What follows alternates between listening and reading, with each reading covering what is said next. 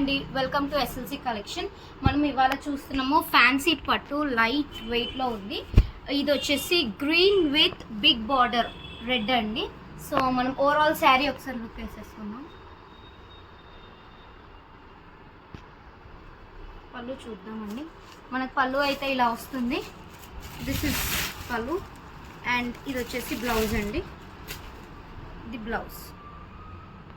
So ఇందులో మనకి ఇంకో 4 more కలర్స్ అవైలబుల్ ఉంది. ఇది జస్ట్ 1299 మాత్రమే.